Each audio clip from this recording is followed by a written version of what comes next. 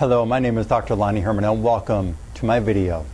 We're going to be discussing heart disease today, and I want to congratulate you for taking the time to click on this video and take the time out of your day to watch this, because most likely, like the patients I meet in my practice, you are frustrated that you're taking your blood pressure medications, frustrated that you're taking cholesterol medications, frustrated that there are, like other people who I examine files of in my practice when I first meet with them, that they're taking 3, 4, or 5 different blood pressure medications at the same time. They can't keep their blood pressure under control. Or maybe they're only taking one blood pressure medication and they can keep it under control, but they find out, as I'm going to share later in this video, about a test called the CT scan that reveals a coronary calcium score, that they actually have a high risk of a stroke or a heart attack, even though they've been taking their blood pressure medication and following an active lifestyle and eating a high fiber, low calorie, low fat diet,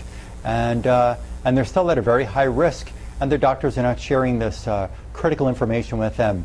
And we're going to go further down in this video, and we're going to share with you about different lifestyle factors, but really there's going to be a couple of main points that when I share these with you, they are going to shock you. They're going to shock you like they have shocked many patients who I've gotten to meet and help them reverse their heart disease. There's just a lot of information that is out there in the books that is not presented to you via television, via drug company advertising, via the news, via the bus benches and the billboards and the magazines. They're just not touching this critical information that you really need to know about. And we can help you do the impossible. We can actually help you reverse your heart disease, and I'll share with you as we go along in this video. First things first, as you're watching this video, get out a pen, get out a piece of paper, take some notes. If you have to pause this video, pause it. I'm going to share a lot of information. Again, some of it's going to be so shocking, things that you've never heard before. You deserve to take some notes with this and review it afterwards. If you're going to speak with your heart doctor, your cardiologist, your primary care physician, they may not know much about this research I'm going to share with you. I do have documented research in here. And so there's no way that they can't say that this isn't possible, that it's part of your heart condition, your arterial disease, or what caused your stroke. And sit back. Again, take the notes. We'll be here for probably a bit more than an hour, and replay it again and share this video with your friends and with your loved ones, because they deserve to know also that there could be a silent time bomb ticking away in their body, in your body, that could be causing you to have a much shorter life, and we deserve to have the best quality and quantity of years on this planet. The book that I have coming out is called Hope for Heart Disease, Reclaiming Your Heart's Health. And we want that heart to be in tip-top shape. And there's untold research which reveals the silent killers which may reside in your heart muscle, heart valves, blood vessels, and other tissues. And there are 7 steps you can follow, which I'll present at the very end. There are 7 steps you can follow to reverse arteriosclerosis, decrease or eliminate blood pressure medications, and add quality to your added quantity of your years ahead. And what does that mean? Just what does adding quality to the quantity and adding more quantity mean? People are living longer, Dr. Herman. That's what I hear. People are living longer. People are not dying necessarily in their 60s. You know, we've got people in their 80s and 90s. The people that I meet, the majority of them, and this is not, and please, I might offend somebody when I say certain things in this video, but I have a passion for what I do. I see amazing results. My clinical experience is different than your doctor's clinical experience. Clinical experience is what the clinical results I get in my practice. And one thing is that people are living longer, but they're living with lots of medications. They're choking down pills. They've gotten diabetes. They've got blood pressure problems. They've got kidney failure. They're on dialysis. They're not on dialysis. They feel chest pain. They've already had a stroke. They've already had a heart attack. They already have a zipper up their chest from the open heart surgery. They're worried and just not feeling comfortable that they're doing what's really right and necessary. I've got patients in my practice who've been runners and bicyclists and tennis players and swimmers, and they've eaten the right diet. They do their vegetables. They do their fruits. They don't eat high-fat food. They're not smokers. They're not alcoholic. They're not high alcohol consumers. They're not eating garbage food, and they still have a high risk for heart disease and stroke when we run a certain test that I'll get into in a few minutes. We want quality of years. We want years that are not consuming medications. We want years ahead when we know that we're in control of our health, in control. That doesn't mean that taking pills is keeping you in control. That means that you can actually eliminate the pills because you can pass the tests because you've studied for the test, because you've prepared for the test. You're presenting yourself with high, dedicated preparation that you're going to pass the tests. Not just, I'm taking a pill and I show up at the doctor in a few months and get another test done. So let's look at this information. Well, and the other thing that I hear all the time, Dr. Herman, I get emails from around the country. I get emails from outside of this country, and for many different conditions that I help, like reversing diabetes. People can become non-diabetic in my practice. Reversing lupus. I have videos about all these on the internet. Reversing thyroid disease, reversing peripheral arterial disease, strengthening those arteries, cleaning out the arteries like a roto-rooter system, so to speak, not just bypassing them and drugging the person. I hear this a lot. If it was any good and if what you have to say, what you have to offer could really work, my doctor would already know about it. Your doctor may be smart. Your doctor may be brilliant. Your doctor may have gone to a very good school. They may be well educated. They may mean well. They may be very kind and caring. There's only one problem. They are hamstrung to a system. They are hamstrung to what the drug companies are telling them to provide for your health care. They are hamstrung to the insurance industry. They are tied to a system that actually narrows down some of the things that they can offer. And some of the doctors, I'm not saying all of them, some of them who really do care still haven't taken it upon themselves out of their busy day, out of their practice, out of their home life to do some of the research that I've done and that I'm going to share with you here. It's all documented as we go along. So why would your doctor not know about this? I don't know, but I'll tell you, after you watch this video and you bring it up, you can hear more of them talking about it, but they don't know how to clean up this situation that I'm going to share with you. My job is to help you stop going from doctor to doctor to doctor, stop the trips to the ER, reverse your disease, prevent your heart attack or risk thereof, or stroke or risk thereof. My job is to help you get off the heart disease, atherosclerosis, carotid artery, and heart valve stenosis, high blood pressure medication, and cholesterol medication trained to nowhere. My own uncle, 71 years old, very active, rides his bike 25, 30 miles every day. He eats a high fiber diet. He is not a cigarette smoker. He is very thin, very slim. And we ran a test on him that I'm going to reveal in a little while here. We ran a test on him and showed that he has high risk of a heart attack or stroke. High risk. Thin, exercises, high fiber diet, not an alcoholic, doesn't smoke cigarettes, not a high fat diet, not a high sugar diet, non-diabetic, still at a high risk of heart attack or stroke. Why should you keep listening to this, to my unique presentation? Because you deserve to be able to have quantity and quality of years. You deserve information that your doctor is not providing you. You deserve access to skills that can actually help you reverse the damage. You deserve this now, and you deserve, and your family deserves, and your friends, your loved ones deserve to feel security that you are doing everything, and they're doing everything in your power, in their power, to be able to reverse the damage that's developing. The video is organized about heart conditions. I talk about my education a bit, symptoms patients suffer, medications prescribed, causes of heart disease, and the methods of reversing heart disease. And then I'll make you an offer at the end. Defeating cardiovascular disease. What we find in patients, they have angina, chest pain, there's elevated blood pressure, they've already been diagnosed with heart disease, stroke, or they've already had a stroke, or they've already had some mini strokes. There's poor circulation, there's post-heart attack care that we can talk about. There's congestive heart failure and elevated cholesterol. Heart disease and heart attack symptoms. The typical Hollywood movie is the person grabs their chest, they fall over and they die. And that can happen to some people. There are my own brother, right now in September 1st, 2014, making this video, I'm 42 years old. My brother's about 4.5 years older than me. He had a friend from high school whose brother, who was only about a year or two older than him, who died of a sudden heart attack, and there was no symptoms leading up to the heart attack. There was no other chest pain. There was no I'm feeling sweaty. There was no I'm feeling cramping in my calves. There was no I'm short of breath. There was no sign on a blood test that the man had a ticking time bomb in his chest, died of a heart attack in his 40s, left a family, left a wife and kids. And it's unfortunate. I'm going to share with you a test that needs to be studied on you so that you can actually find out what could be going on in your body and what I can help you do to help you reverse it. Typical Hollywood movie, grabs the chest, falls over and dies. Most people suffer with middle heart stress symptoms like stomach pain. They think it's from bad food. I've heard that before.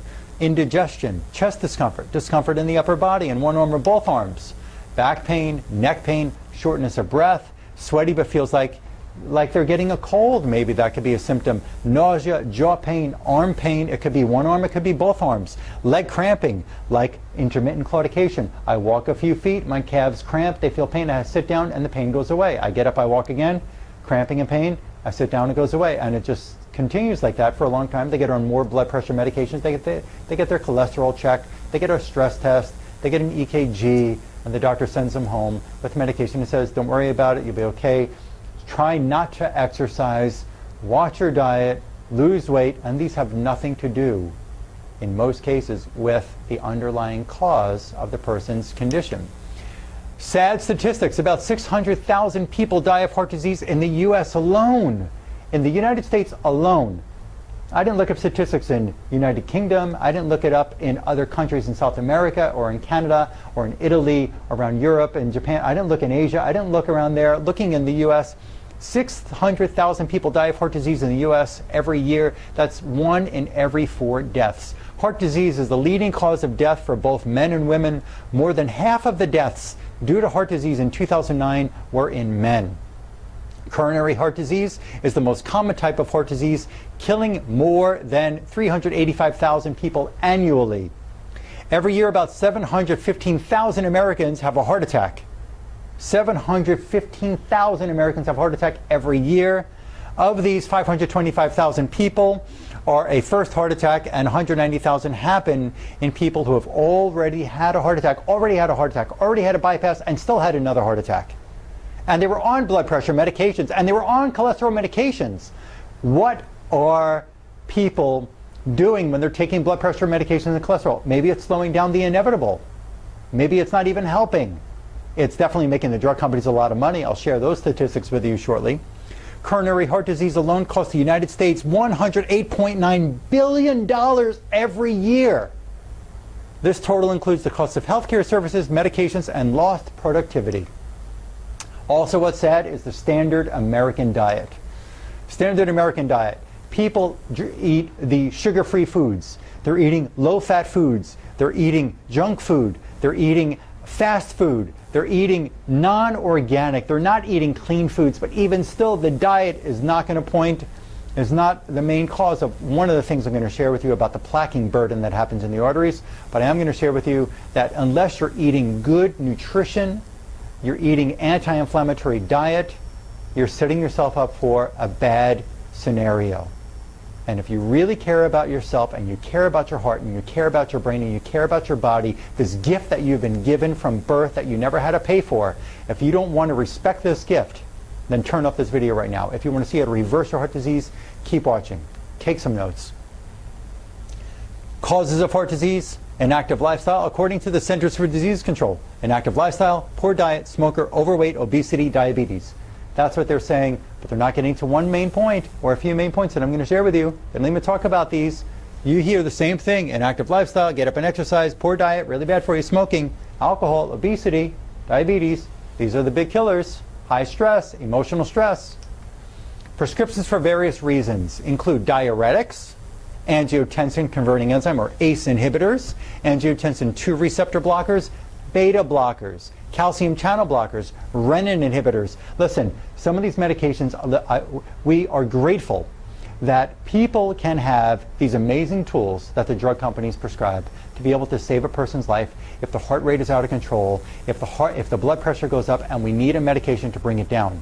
There is no finer place than in the USA, in these hospitals, in the emergency room, for the acute symptoms, for the acute stress, for the acute saving but that acute, somebody has a car accident and they sever a leg, when there is a stroke or a heart attack, right there, if they sever a finger, there is breaking a bone, there is no better place to be than in the United States. There is no better quality of service, no better efficiency and efficacy of service than in the US. There are other countries that do have great services that I read about, like India and some other countries around the world. But I'm going to tell you, we have high quality service here for the acute problems. But the acute remedies, the acute medicines, the acute situation answers that they have do nothing for long-term chronic disease. Nothing. When you look at the statistics about who is dying, how many people are dying from heart disease, it is going through the roof. When you're looking at the medications that people are taking, the number of prescriptions people are taking, they're climbing very, I mean, it's just like there is no angle. It's almost straight up. The profits that the drug companies are making are through the roof. Drugs help save lives, but do they reverse the damage and allow you to one day function normal again without the medication? Or do they just make a lot of money for these drug companies? Again, I have a lot of respect for the doctors who saved my own mother's life. She had a heart attack. She laid in that hospital bed crying when they told her she has to have open heart surgery. She couldn't believe it. It just crept up on her. She couldn't believe it. She cried. I'm grateful for those doctors. They did the quadruple bypass surgery. I remember seeing that day, and I told her, this happened, and now you've got, this is before I knew this information. This is a few years ago. This happened. Now they do hundreds of thousands of open heart surgeries. I feel comfortable with these doctors.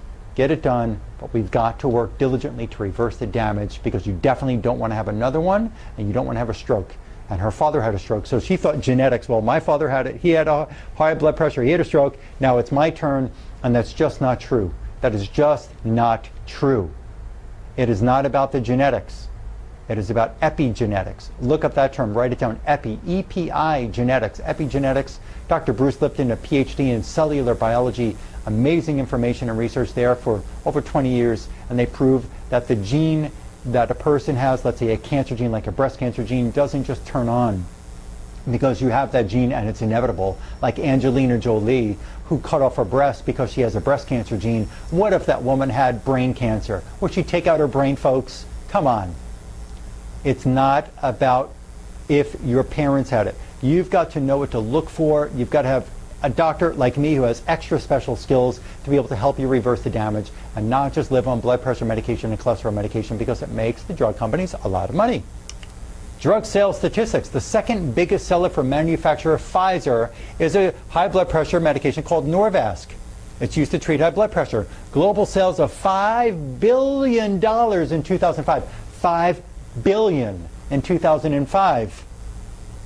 Do you think they want you to know that there's other information out there that can help you reverse the damage, or do they want to keep making money? And the people have investments. Maybe you have money invested in a drug company, but you don't want to take those pills forever. But you definitely want to make the profit on the pills that are sold. Catch-22. In 2005, Zocor had global sales of $5.3 billion.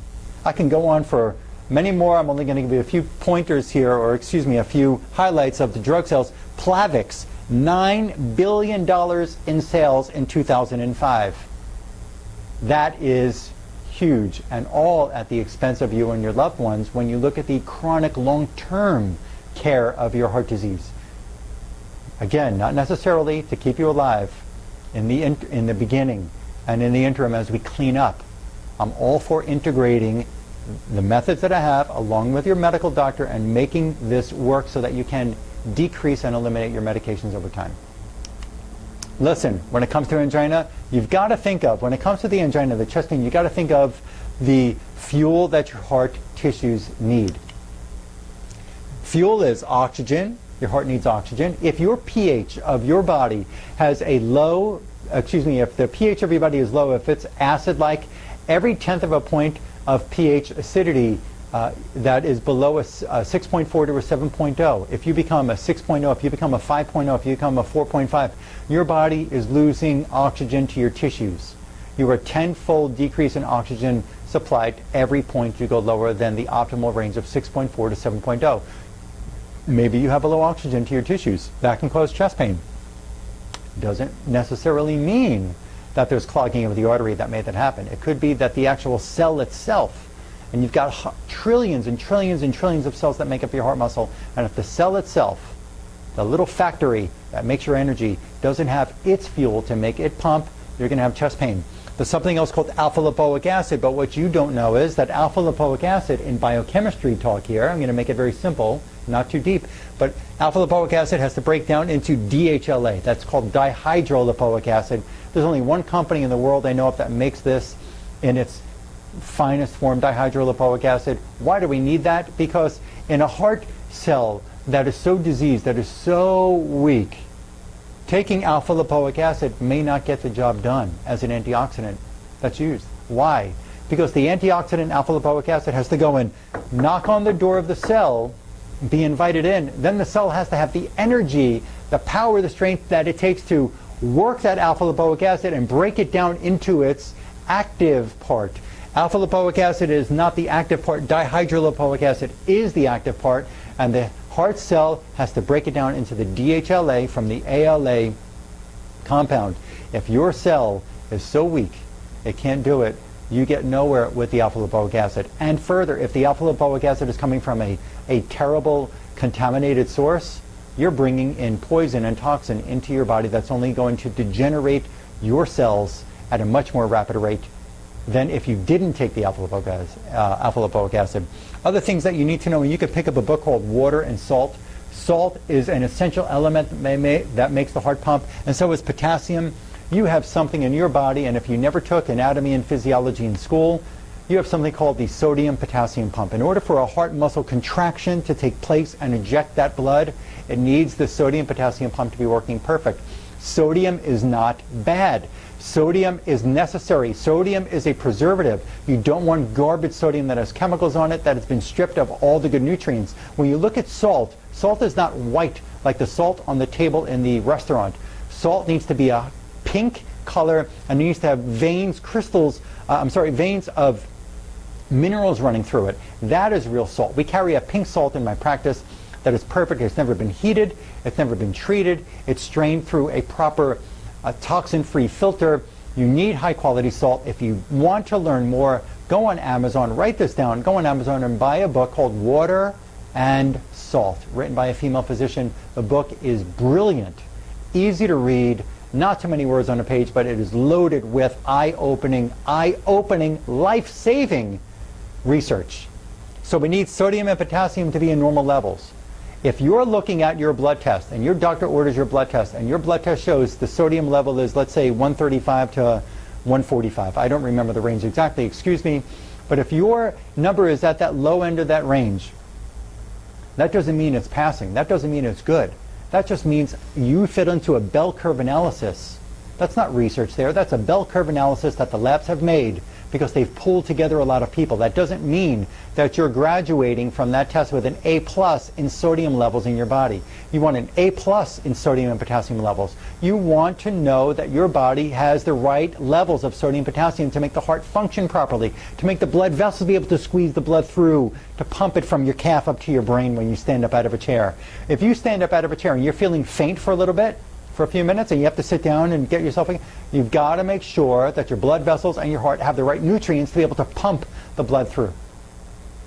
Salt is not bad. Hundreds of years ago, when people were taking a ship from one continent to another, and they had to bring foods across, they used to pack animal flesh in salt, because salt is a preservative. There was no refrigeration. There was no ice. There was no ice. There was no refrigerator on the ship. They packed the meat and the fish in salt because it preserved it. Salt preserves you. Exercise with oxygen therapy. That's something we do in our practice here. And it helps to, while somebody's riding a bike or on a treadmill and they're breathing in 92, 93% oxygen for that 30 or 40 or 60 minutes, it infuses more oxygen right into the red blood cell to help that blood cell bring more oxygen to the brain, to the heart muscle, to all the tissues in the body. The number one cause of heart disease is infection. Now we're going to get into some more really incredible, in-depth research here that's going to be real simple to understand. I'm only going to give you a couple of highlighted articles here and show you some patient example, but I've got to help you understand that there's a hidden cause of your heart disease, and it's infection. This picture came out of a book I read called The Cancer Microbe. Dr. Alan Cantwell studied patients who had passed away from various diseases like scleroderma, from AIDS, from heart disease, from cancers, and there were some other diseases that he got to study, patient tissue samples. The pathologist who ran the autopsy said there were no infections in the tissues, and what Dr. Cantwell did was use different stains. There were different kinds of stains that could be used on tissue samples to study things under the microscope. And what he found in the heart muscle, and these are striations of lines going through this heart muscle. It shows you the grooves of the heart muscle that fit in together.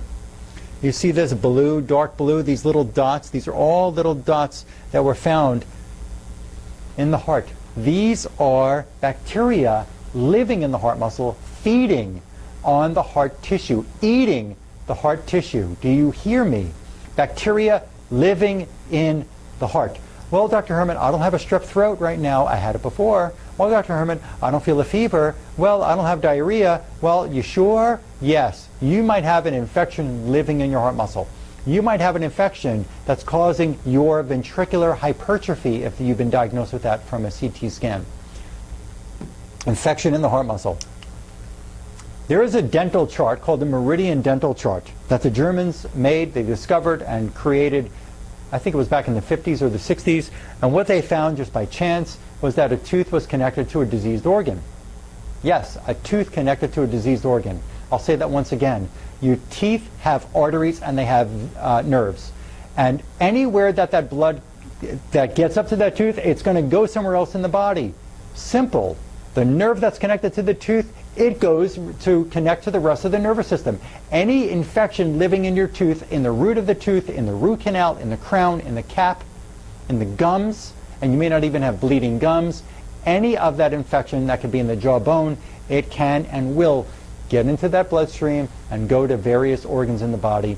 Look this up online, go to Meridian Tooth Chart or Meridian Dental Chart and play around, just click on one. And what I did here is I clicked on, here's the bottom, here's the top of the mouth, the right, the left.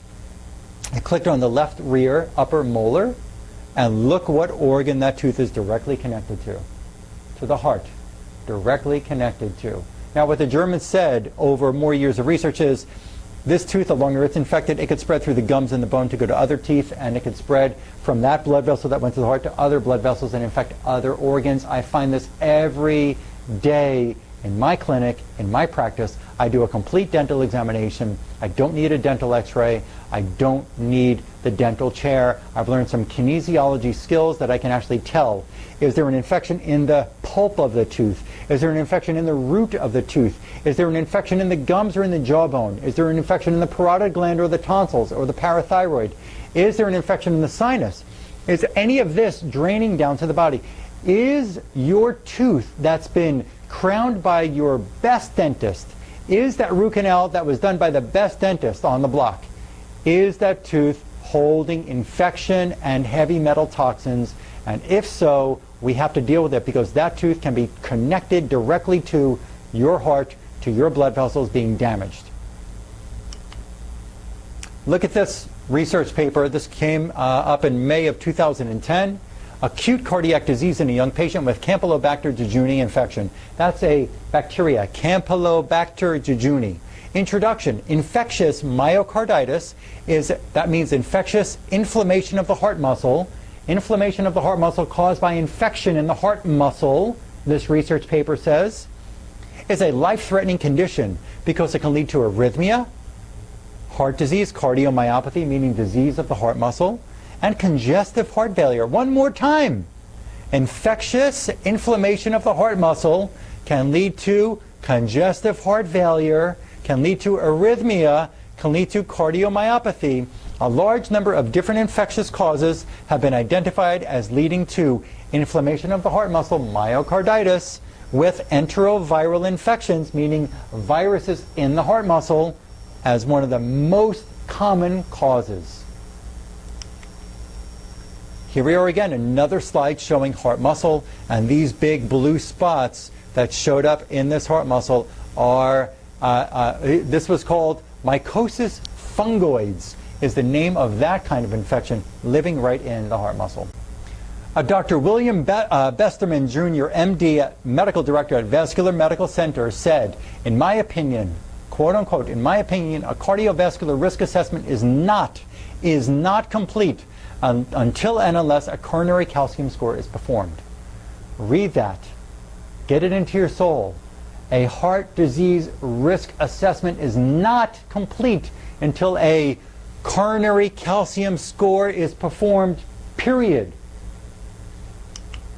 Calcified nanoparticles, also known as NanoBacteria. This is a picture of the artery, and here it is. Look at this plaquing buildup in the artery, this white stuff in the artery, and look at the thin, narrow space that the blood has to get through. Look at how narrow that is. Look what's going on here. Look at the stenosis in that artery caused by the calcium buildup, not the cholesterol buildup. Even though cholesterol gets caught up in the calcium, even though white blood cells are trying to fight the infection that's there and the inflammation, so that gets caught up and adds to this whole stress, but this is based on calcium plaquing in the arteries. You could be walking around with a silent time bomb ticking away inside your body, and you don't know it because your stress test said okay, because your EKG said okay, because your doctor put you on 1, 2, 3, 4, or 5 different blood pressure medications, because you're on cholesterol medication, because you're watching a cholesterol number, because you get the same standard test. You get a glucose test, you get an HbA1c, you get cholesterol, you get red and white blood cells, you get a urine test, you get maybe an iron test if you're lucky, or a thyroid TSH test, which is incomplete, and you can watch my thyroid video called Hope for Your Thyroid. I work with those patients to help them reverse their disease of their thyroid. A ticking time bomb right in the chest. You don't even know it. Description of a calcium score. We're talking about the coronary calcium score. It's a CT scan of the chest. It takes minutes. There are x-rays that are done in every single millisecond succession so that they can get a picture of what's going on in that chest. It's very simple. It's non-invasive. You're in and out in just a few minutes.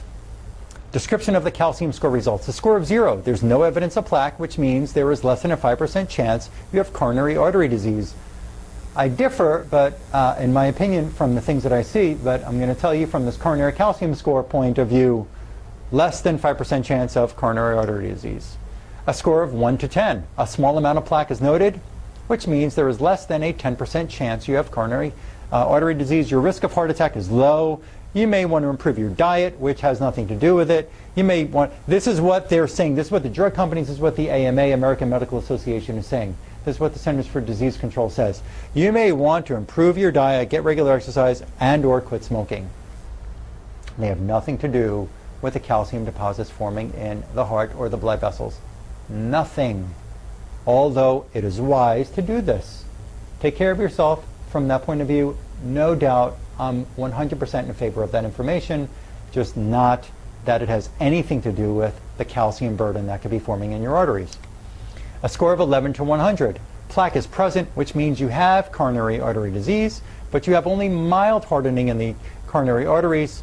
Your risk for heart attack is moderate, or maybe they might say even mild to moderate. The problem that happens here when a patient gets this test done is they're told by their doctor, or maybe they ran a carotid scan and it says, you know, there's 20% plaquing, and they saw that there's some hypertrophy of one of the vessels, one of the ventricles in the heart, and I see this, and I ask the patient, what did your doctor tell you? What did they tell you to do? They give me blood pressure medication, Dr. Herman, and they tell me, let's just watch it. Let's just watch and get another test in, a few months or a year. Let me ask you something. If you know that there is damage developing, why do you want to watch and wait? Why do you want to wait for the heart attack? Why do you want to wait for the stroke? Why do you want to wait to have open heart surgery? Why do you want to wait to have them cut you open and put a stent in a blood vessel? Why would you possibly want to let your body die? Score of 100, 1 to 400. Plaque is present in a moderate amount, which means you have a coronary artery disease, and plaque may be blocking an artery. Your risk for heart attack is moderate to high. Your physician may recommend other tests. Great. Maybe they run the ultrasound maybe they're checking things on the carotid artery. Maybe they're going to look around in the brain and run imaging tests. Maybe they want to run some other tests and blood pressure tests and stress tests and EKGs. You have this score, you better get on the ball. You don't need another test. You need to start working at a fever pitch to reverse the plaquing in your arteries, and I have a system that can do it for you. It's unique for each individual. So if you ask me, what is the secret? There is no secret. It takes work, it takes diligence to be able to figure out what your unique situation is, where it is, and what exact nutrients and products that we have in the office and practices and teeth and so on that's going to help you reverse this damage, and it can be done. I'm going to show you proof in just a few minutes. Score over 400. Again, my uncle, 71, rides his bike 25-30 miles every day, doesn't smoke, barely drinks, eats right, thin, positive attitude, not an emotional stressed out person, retired already. He had a score over 400 when we looked at the scans from 10 years ago, 5 years ago, and now in 2014 the score is over 400, and he doesn't even know it, and he takes blood pressure medication. He's taking the blood pressure medication his doctor prescribes, and the score has quadrupled to a severe score in 10 years. Plaque is extensive, which means there is more than a 90% chance plaque is blocking one of your coronary arteries. Your risk for heart attack is high.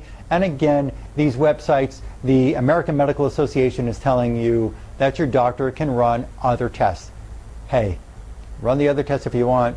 They still have no method of reversing this plaque in your arteries. They have no tools. There is no drug that's going to do it. There is no medication. There is no antibiotic that's going to do this. There's a great book you could read called The Calcium Bomb.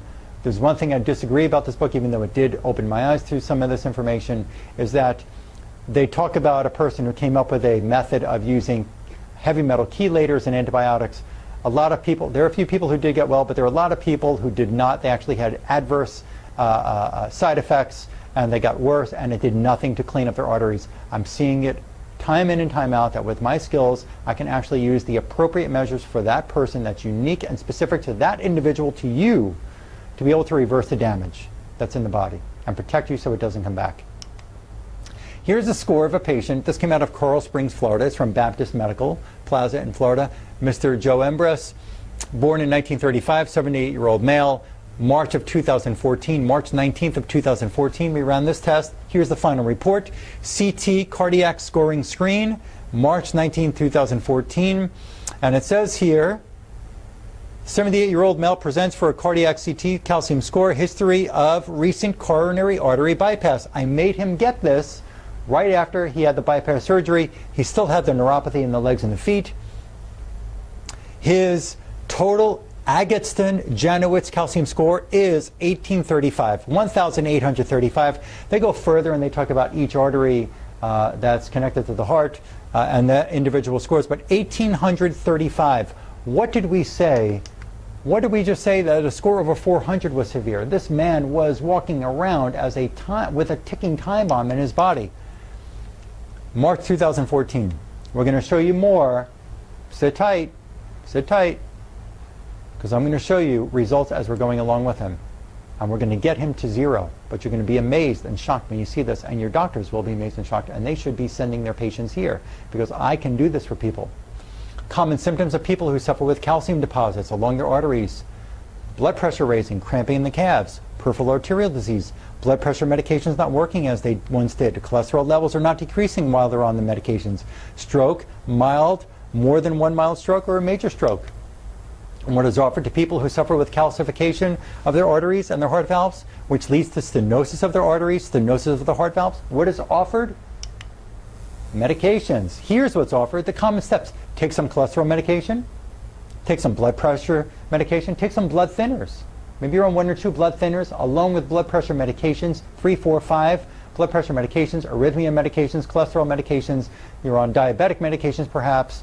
You're on depression medications. You're on a full medicine chest of medications. And what we see is it's still not fixing it. There was a woman who came into my practice a few years ago, before I knew this information. She had balance problems. She was on 4 blood pressure medications, and they could not keep her blood pressure under control. She was timing when she had to take it, because the blood pressure would go up to 180, 200, and she had to take a pill. It would bring it down, but it was every single day she went through the stress, feeling like she was going to have a stroke or heart attack. I wish I knew this then. I know it now. Watch your calcium intake. Let's wait and watch. That's what they say. They see a score like this, 400, 500, 700, 1835, and they'll say, get your heart operated on, do a bypass procedure, watch your calcium intake. Watching your calcium intake has nothing to do with the calcium deposits forming inside the arteries or on the heart valves. Nothing to do with it. Let's wait and watch. Oh, you had a heart attack? Well, let's do a bypass. If you have 70% plus or minus stenosis, let's just put the stents in. I find women who have calcium deposits in their kidneys. I find the same in men. I find women who have calcium deposits in their breast tissue, around breast tumors. I find it in women who have fibroids. I find it in various places in the body. I've seen men who have calcium deposits on their prostate. I've seen men who have calcium deposits in their liver, in their kidneys. It's scary going into their brain. And this is not from diet. It has nothing to do with calcium supplements. It has nothing to do with what you're eating. What steps need to be taken to reverse the calcification, the plaque buildup? Well, let's go through and watch Mr. Embrus's CT scans as we went along. And every 6 weeks, this man was determined, and still is determined, to clean this up. And I'm going to update you with another video when we get this score down to 0. In another couple of weeks, we're running another scan on him. Here it is, Baptist Health, South Florida, Baptist Medical Plaza, Coral Springs. Report of a radiologic consultation. Mr. Embrus, there it is again, born in 1935, 78-year-old male. This admission date was April 30th, 2014 at 3:25 p.m. Admitting diagnosis, 6-week follow-up from previous test. 8 weeks post-bypass. His score went down to 1,740. 1835 to 1740. 100 points lower within 6 weeks. Here's the next one. Follow up. Mr. Embrus, 1935 was born, 78-year-old male. This is in June 17th of 2014. The total Agatston-Janowitz calcium score is 1669, indicating severe calcified plaque burden. Listen, the man already had a bypass surgery and still had severe calcified plaque burden. Still. But his score came down to 1669. That was 100 and almost 70 points lower than what it was when we first ran the test after his bypass surgery. Another test. This is the last one I have. Mr. Embrus, born in 1935, 78-year-old male. Admission date, August 1st, 2014. We're 2 weeks away from getting his next one in September. 2 weeks away. I can't wait to see what that one's going to be. August 1st, 2014. The total calcium score is 1,375, indicating presence of calcified plaque burden. 1,375. These physicians are starting to put no other comments at the end of this. They first thought when it went from 1835 to 1740, they thought that there was some error.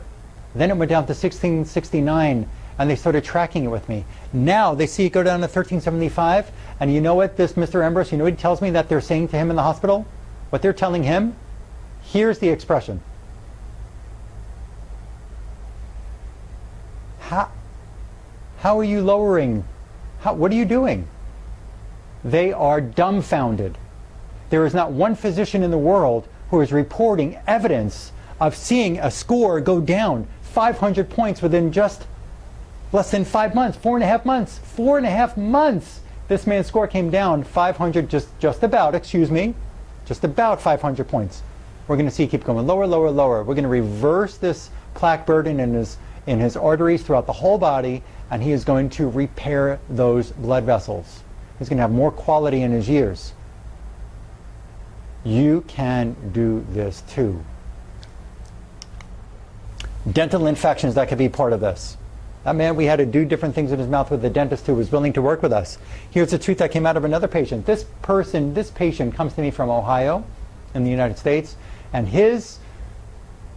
we ran the CT scan on him and his wife, and his score was over 700. Immediately, we started working at a fever pitch to reverse this, because he does not. Retired, nice house on the water, gets to travel with his wife, half a year down in Florida, half a year in Ohio. They get to travel and do different things. Super, one of the nicest people I've met. Score over 700, didn't even know. Goes for a I stress test, gets an EKG, not taking any blood pressure medications, feels okay. Score of over 700. One of the first things we found in his mouth was an infection, how to get the tooth pulled. His dentist told him, everything is fine in your mouth. He came to me and said, my dentist told me everything's fine. I said, no, it's not, and this tooth is connected to your heart. Let's take it out. Dentist here, close to my office, pulled this tooth. It was a cavity-filled tooth, and you can see this big gray area down here, dirty, infected with fungus, bacteria, and parasites in the tooth. His dentist told him his mouth was fine. Here's another tooth that came out of another patient. This is a crown, a porcelain crown that's upside down. You can see the metal jacket on the inside. There's the porcelain around it. When that came off, this patient took a picture when the tooth was pulled in the dental chair. The dentist said, you can't save this tooth anymore, he told her. Look at this fungal, gross, disgusting, degenerative, disease-filled tooth. Here's the root of the tooth, and here's the other parts of the teeth. This part broke off as they pulled the cap off the mouth, off the tooth. Here's a patient who came to me from New York with a root canal that I found infection. The dentist said it's not. I said it's infection. The patient understood. The patient asked the dentist to pull it out. Long story short, the tooth broke in half. You can see a little black thing sticking out of the bottom here. I have the tooth in my office. I've got some teeth in my office I keep in a box to show patients. I'm doing nothing to touch up these videos. There is no Photoshop touching this up to make it look like something. Here's the tooth when the top half broke off. Here's what we saw inside. You can see this black piece sticking out and coming out the other end. It was an infection pipeline literally running through that root canal, going to his heart, going to his brain. Incredible. The dentist called me. I saw the x-ray. There's nothing wrong with this root canal, Dr. Herman. It looks perfect. There's no infection in the tooth. There's no infection in the bone. I find nothing wrong with this man's mouth. I don't know if I could do this. I said, it's either you do it or we're going to find somebody else to do it. The patient has a couple of days left with me. He came down to get me to care for him and send him back home. And the patient said, please follow what Dr. Herman said. They took out the tooth. Patient came here an hour and a half later. I think it took an hour and a half to get this tooth out of his mouth. Came here with a smile. He couldn't believe the strength he had back in his legs after pulling this tooth. Root canal, you can see the white filling. Again, same patient. You can see the black thing coming out of the bottom. Root canal that looked great on an x-ray had infection running through it, connected.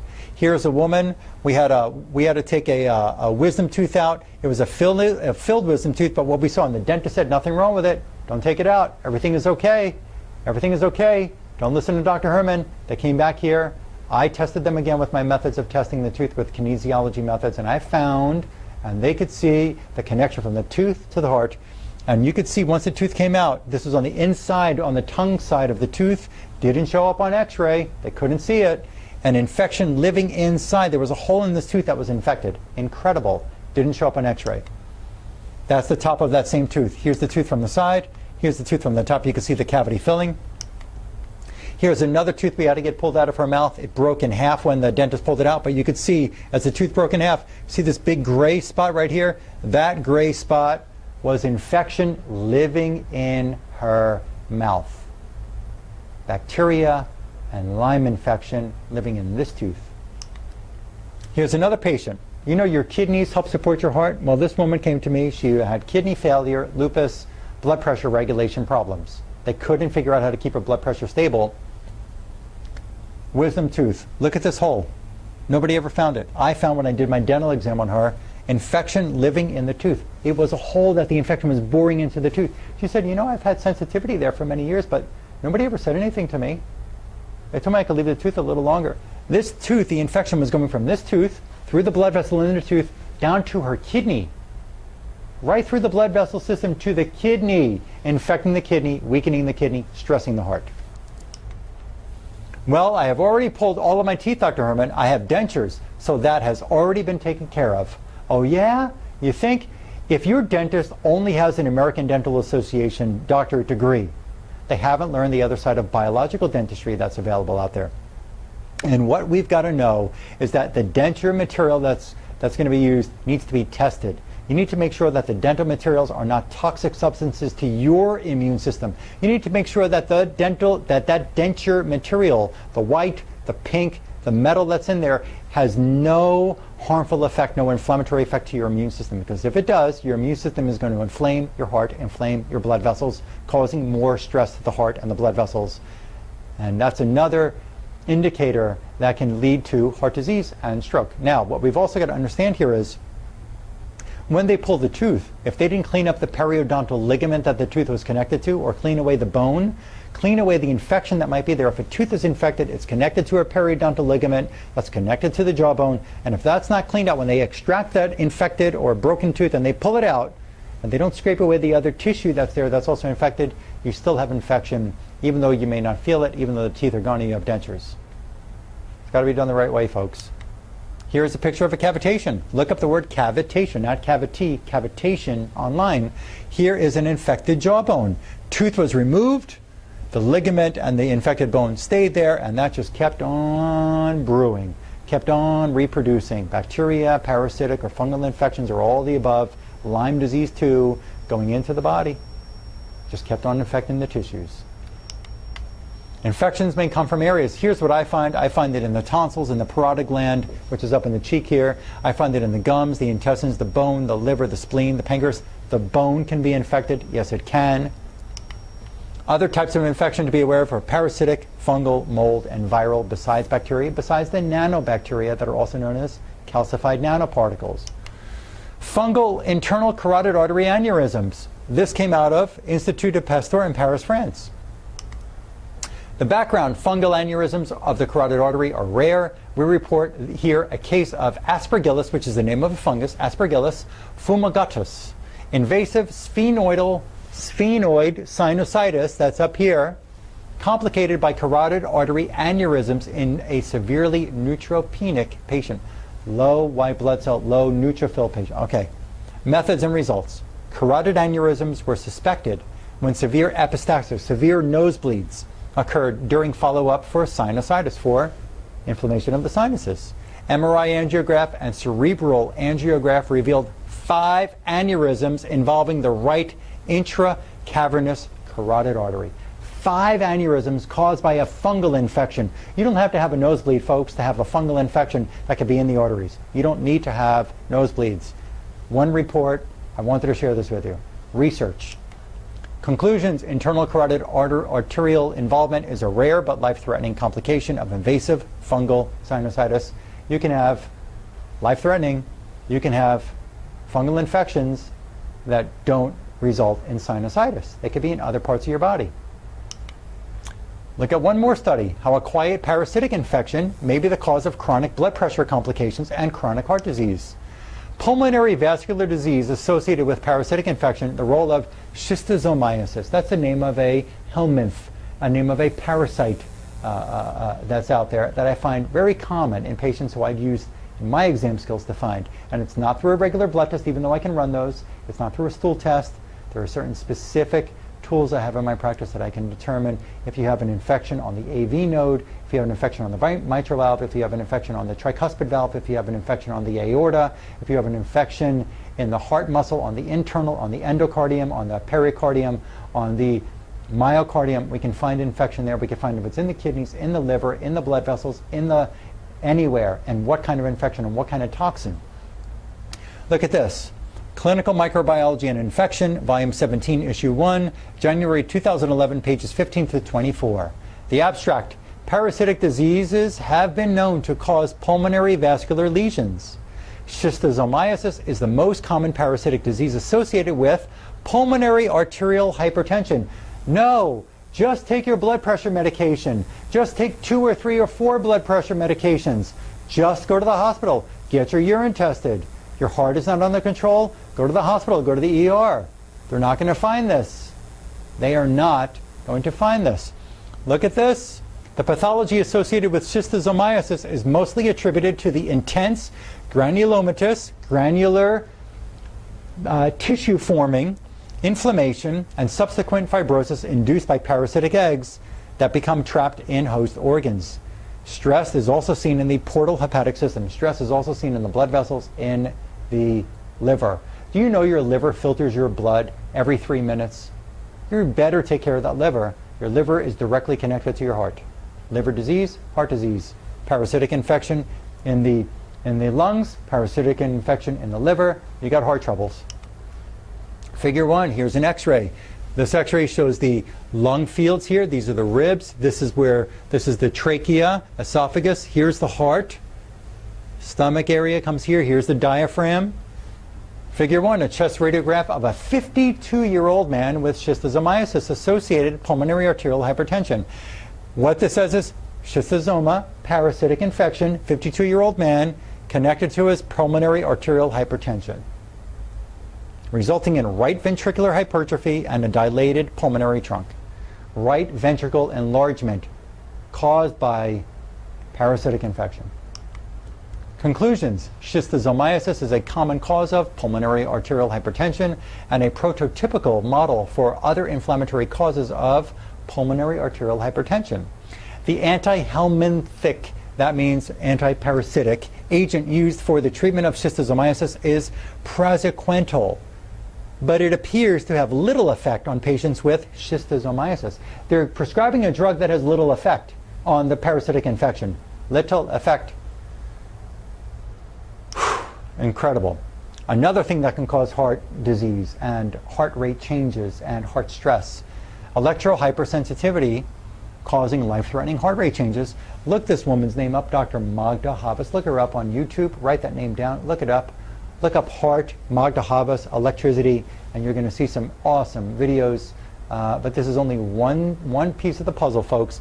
Resting heart rate study confirmed that electricity caused an increase in heart rate. What she did was she took a patient, put a resting heart rate monitor around their chest, laid them down on the table, let the body calm down. Resting heart rate was 60, which is good. They plugged in a cordless phone by this person, and the heart rate doubled. Not every single person, but happened to enough people to draw conclusive evidence, to draw conclusions, from the evidence that the cordless phone was causing, the electricity was causing a doubling of the heart rate. Do you think that your blood pressure medication is the right answer for that? Maybe they can help bring your heart rate down, but you've got to get to the root causes. A patient of mine, 10 years ago, she told me in her history, she had heart rate changes. I showed her the information about this with the cordless phone. She couldn't believe it because she had the same kind of phone in her house, and that was around the time that she had this incredible heart rate where it was climbing through the roof, fear of a heart attack. Symptoms of electrical sensitivity: heart palpitations, arrhythmia, pain or pressure in the chest, low or high blood pressure, shortness of breath. Toxins may be one of the causes of your heart condition. I find these all the time. You're living in Earth, you're living on planet Earth, and you're going to tell me you don't have any toxins?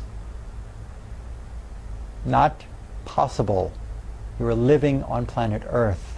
We have factories, we have cars, we have planes, we have jet fuel coming down from the sky. We have toxins in our foods. We have toxins in the air, toxins in the nail polish, toxins in the cigarette smoke, toxins from the factories, toxins in the water, toxins in the fish.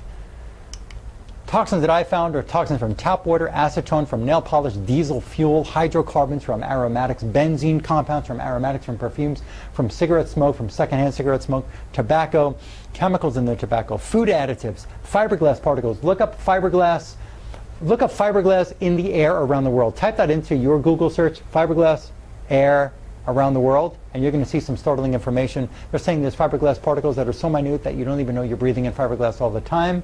And the fiberglass can harm your blood vessels, harm your heart, and harm your lungs. Paint remover, pesticides, additives to medications, radiation can harm the heart, heavy metals. I find these and many more different types of toxins in patients who I work with. Two organs that can make or break your heart's ability to enjoy ease of blood flow. Two organs that can make you feel chest pain if you don't take care of them and you don't realize the connection that they have to your heart. One is the liver. You can see the blood vessels that go into the liver. This green is the gallbladder with the green vessel. That's to bring the bile from the liver that the liver makes into the gallbladder, and that dumps into the intestines when you're eating your food. Bile acid lowers cholesterol. If you don't have a gallbladder, you're missing one of the mechanisms that you have to be able to lower your cholesterol. The gallbladder's bile acid also helps you digest your food. It takes away stress from your intestines. But more importantly here, when I'm getting into this about blood vessels, is that these blood vessels go into the liver because the liver is the filter. Like your air filter in your house that filters your air, the liver filters your blood. If your liver is infected, if your liver has toxins in it, if your liver has fungus in it, if your liver has infection, your heart is going to be sick. Your heart's going to have to pump harder. Your blood pressure goes up because it's trying to push through a congested filter. Here's the kidneys. You have blood vessels that go into the kidneys because your kidneys, the right and left kidneys, filter your blood. They have to filter your blood all day, all night. They don't get a break. Your kidneys help provide strength and energy for your body also. Your kidneys need to be protected. We've got unique methods here that help you do it, and each person is unique. Each person needs specific things, whether it's different kinds of very clean and unique oils to other kinds of herbal remedies. And when you take away the stress from the kidneys, your heart can pump easier. Your blood pressure just may calm down. Adrenal glands are critical. You need to take care of those. The adrenal glands help you balance your fluids. If your adrenals are really weak and stressed and infected, they can't balance fluids. This is one reason for constipation, because the number one job that your brain thinks about all day long is fluid balance, and the adrenals are in charge of that. The chief of fluid balance in your body is your adrenal gland that sits right on top of the kidneys, the suprarenal gland, in other words, and the adrenals have to be kept healthy. Thyroid gland function is critical because thyroid, its main job is not hormone balance. Its main job, using its hormones, is to deliver oxygen to your tissues. Hypothyroid, low oxygen to tissues. Hyperthyroid, excessive oxygen in tissues, bulging of the eyes, rapid weight loss. Intestinal function is critical, and brain function. Your brain controls your heart. Your intestines also, if they're inflamed, if they're sick, the brain is inflamed and sick, the brain can have stress signals going to the heart and make the heart race faster. Other concerns: diabetes, prediabetes, also known as insulin resistance. We have to reverse these if they're part of your condition. Hormone imbalances, smoking, drinking, and effects of other medications, usually that they call side effects. Emotional stresses stress your heart muscle. A patient came to my office after already having open heart surgery, and as we went through her history, she was divorced, and just as conversation went on, I heard the anger, and she had been divorced for over 20 years from her first husband. I heard the anger, I heard the pain in the voice when she referred to this person, the ex-husband. We did a certain test here to check her emotions, and the emotions were directly connected to the heart. You know that if you get scared, if you're watching a horror movie, or you get shocked if somebody comes up, you almost get into a car accident, you know your heart races, right? Your heart races, you might get sweaty, you might... Okay, if you have to run for your life, your heart's going to race. If you're scared somebody's going to attack you, your heart is directly connected to emotions. If you have years of painful emotional situations from people who have died, or from a bad marriage, or a bad relationship, or a bad job, you better believe that emotions can actually play a role in causing your heart to get sick. And we have to be able to repolarize these emotions. I have a specific technique I use in my practice that we can actually fix your emotions and take away that emotional stress from your subconscious so your heart can get healthier. Because that could be one of the gang members that's picking on your heart. Not just infection, not just foods, not just smoking, not just all of the other stresses that you hear about. The emotions can play a role in making your heart sick. Okay, now that you're hearing this information, I'm going to tell you that you can reverse your heart disease. I've already told you, and you can eliminate the need for the use of medications over time. Your doctor tells you that there's no way to reverse heart disease, and the other exercise and diet and stop smoking and eventual use of surgery. Who is lying here? Who is lying? If I tell you that you can reverse your heart disease and reverse your diabetes, and if you have diabetes, but if you can reverse your heart disease, decrease and even eliminate the use of the medications, and your doctor tells you that they can't, who is lying? Neither of us. Neither of us is lying. We're only telling you what we witness in our clinics. We're telling you our clinical experience. We're telling you our clinical experience. If you ask your doctor how many people they see getting off of heart disease medications, getting off of high blood pressure medications, that doctor is going to take his or her time, take a step back. They're going to look at their practice. They're going to scan over files, and they're going to say, they see people who are needing more blood pressure medications, who are needing higher doses of diabetic medications, who are needing more cholesterol medications. They're going to see the scores are getting worse. They're going to see cognitive function getting worse. They're going to see tremors developing. They're going to see memory decreasing. They're going to see fatigue. They're going to see sleep disorders. They're going to see people who are breaking down. And that's different from what I see in my practice. So they're not lying. From what they see is people needing more meds with worse test results and decline in cognitive function and physical function. And what I see in my practice, reversing heart disease, decrease in eliminating medications, higher energy, better sleep, weight loss, becoming a non-diabetic if you have diabetes. I'm seeing better function. I see better enjoyment of life. I see more quality in a person's years. That's what I see. Your doctor's not lying, I'm not lying, but my clinical experience is different because I do things different. I look at the other research that's out there in the world, not just thrown at me by the drug company. And I don't even speak to the drug company because they don't come to me because I don't sell their drugs.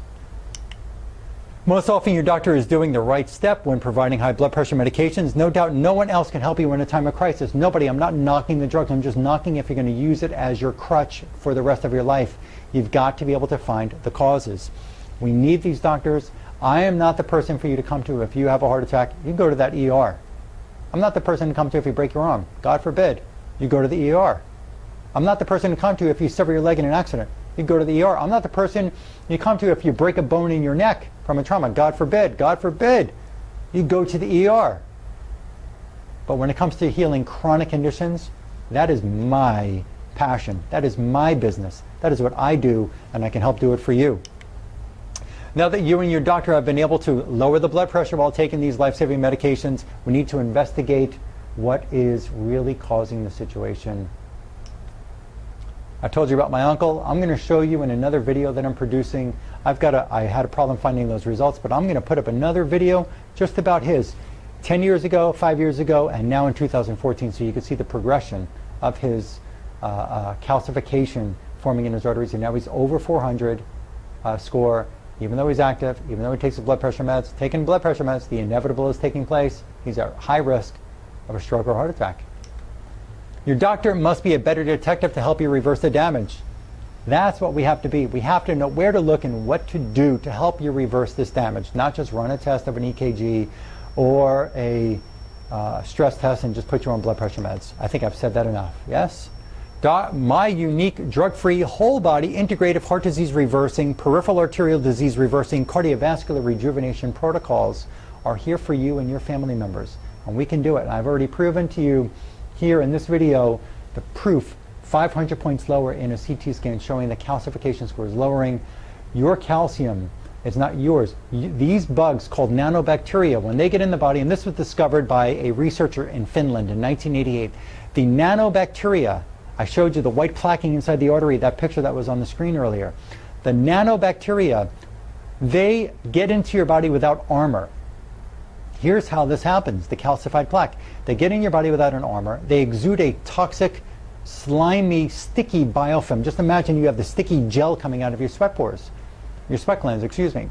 And what that biofilm does, it has a magnetic attraction to calcium and phosphorus. It pulls the calcium and the phosphorus from your bones and your teeth, and it forms a calcified shell around itself.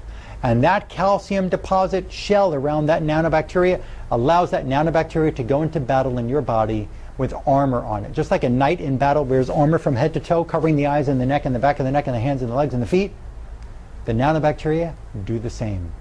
They feed on us and they reproduce inside us. They stick to the artery lining, they clog up the artery, they are the cause. Along with cholesterol that gets caught in there and dead white blood cells while trying to fight the infection. But there's nothing in your body that has the power, and there's no antibiotic that has the power to get through the calcium deposits, to be able to get inside the calcium shell and kill the infection and rid the calcium shell and rid the infection. And I'm doing it. And that's how it happens. Nanobacteria, also known as calcified nanoparticles, they grab the calcium from your bones and your teeth. They are smart. They've been here longer than we have been on this planet.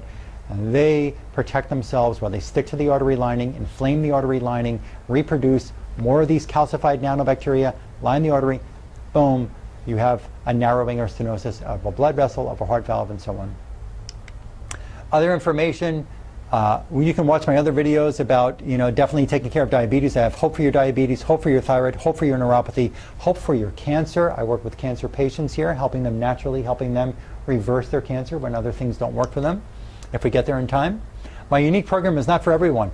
What means the most to you? What do you have to know? Why is it not for everybody? Not everybody's willing to take it upon themselves and clean up the mess in the body. Not everybody's willing to look at different ways and do what's necessary to fix themselves. Not everybody's willing to take the time or be diligent to clean up their system. Not everybody's going to do it. Not everybody's willing to take these necessary steps. You've got to find in your soul that thing that makes you want to live. Whether it's, I just want to be able to go out fishing again And that's all I care about. I want to be able to be there for my grandkids to grow up and watch them get married and watch them have kids. I want to be able to go golfing every day. I want to be able to go walking with my wife in the mall and buy her things, but I can't because my calves keep cramping. You've got to find it in yourself what means the most to you and keep that deep inside. Let that fuel your fire to clean up the mess that's inside. Let that fuel your fire so you can help yourself reverse your heart disease. Hold on to that. The people who hold on to that in my practice see incredible results. Their doctors are shocked. Their doctors tell them that what I'm doing is impossible. Now we have the results. I've already shown you here. We have the results. They can't say it's impossible anymore. I'm doing it. You can. The people who do what it takes, all, if we get there in time before they have to have another open heart surgery or put more stents in, all can reverse the damage. All of them. I look at my statistics here in my practice through my clinical experience, and people who do what it takes and follow my recommendations all get well. It may take some time, more time than others, all get well.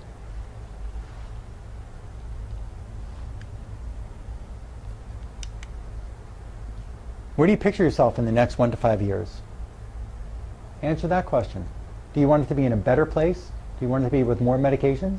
Do you want it to be in a worse position? What do you want? Only call when you're ready. Listen, do not take an appointment of another person who needs to get in here. Don't take that appointment and not show up. Don't take that appointment because you feel like Dr. Herman put a lot of effort out there and I really want to, I think I do. No, only call if you are ready to take some action. All this information is all great, but it will do nothing for you if you don't take action. And if you're going to take action and take an appointment space in my practice, take it because you mean it. Because there are other people who are dying who need to get in. There are other people who already have their name on a waiting list who want to get started in our program. There are people whose family members realize that they're losing their family member if they don't get this under control. So please only call if you're serious on a scale of 1 to 10, and 10 is really serious. If you're a 9 or a 10, that is when I want to see you call.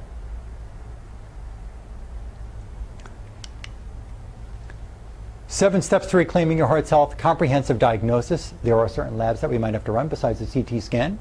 Customized protocol to follow. Anti-inflammatory diet. Eliminating infections. Eliminating the toxins from your tissues. Cellular rejuvenation. Vascular strengthening. And electromagnetic field evaluation, along with the dental as part of the toxin and the infection evaluation and elimination. And before and after CT scan proving you cleaned up your arteries. That is what I'm talking about. And that is what I do. And that is how you can get your health back for you, for your family, for your friends. Listen, when it comes to insurance, your insurance has certain rules. If your insurance only allows XYZ protocols to be done, taking your blood pressure medication, having a heart scan test, having an EKG, and that's it. That's it. If they have open heart surgery, that's it. I'm not here to say whether that's right or wrong. I'm just here to state the facts.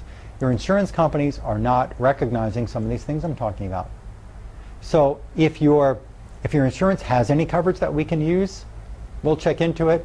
We'll let you know if yes.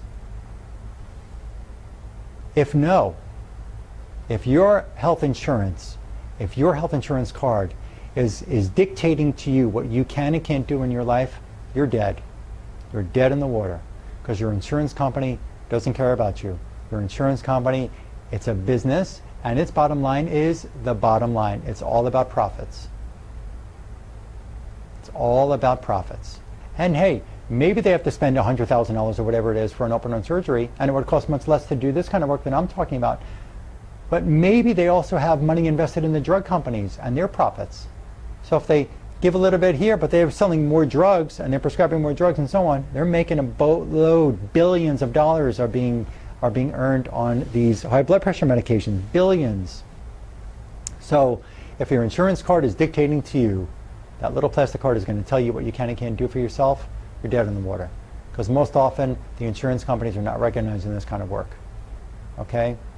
So you can call our office and check, but I'm going to tell you Medicare, I'll tell you right now, Medicare doesn't approve of any of this that I'm doing. The HMOs don't improve. Medicaid doesn't improve. Social Security disability doesn't improve. Some PPO plans we can check into. There might be something there, but generally speaking, you know, this really becomes a person's own responsibility to take care of yourself. Your health insurance doesn't pay for your house. It doesn't pay for your car. It doesn't pay for you to buy food or buy water. It doesn't pay for those things. You've got to take this upon yourself. You've got to find in your gut what you want the most for your life and hold on to that. And I can help you get this condition reversed. Call my office at 954-370-3100. Call toll-free at 1-855-270-HOPE. I do meet patients from down here in South Florida. I'm right near Fort Lauderdale Hollywood International Airport, probably about 30 minutes north of Miami International Airport. We're about 4 hours south of Orlando, Florida. People come here, they spend about a week here with me, sometimes a couple of weeks, depending on how severe their case is. If you already have a CT scan, send it to me. I'll check it out. I'll see if I can admit you into this program. And I've also got to meet with you and a loved one. Why? Because 3 adults who can consult, who can discuss your options, who can see if this program is a good fit for you, and if you're a good fit for me and my program. That's what it takes. So if you are married, if it's your spouse, if it's your family, your kids, or you know and your parents, or you have cousins, or whoever it is that is there for you, I want them here with you. Because adults together in a room can make a better decision and see if this is a good fit for you. If you're coming in from out of town, you might have to stay in a hotel that's close. We're going to do a good, thorough workup on you. We can send you home. I do work with patients long distance after I've already had the chance to meet with them in my practice. Some people do have to at times. They could be in a very severe state where they have to fly back down. I take care of patients who come to my practice from the United Kingdom, from people who have come to me from Italy, from Norway, from Netherlands, from Canada, from Venezuela. I've had people from all over the U.S. in my clinic here in South Florida. So again, call my office at 954-370-3100 or toll free at 1-855-270-HOPE and ask my assistant on the phone. He'll be lovely. She's sweet. She can help you set everything up, and I look forward to helping you. Thank you for letting me come into your home. Share this video with all of your friends along Facebook, on Twitter, on YouTube. Send it via their email, because people deserve to get this information. It is necessary to help your friend, your loved one, survive. Thank you again. See you soon.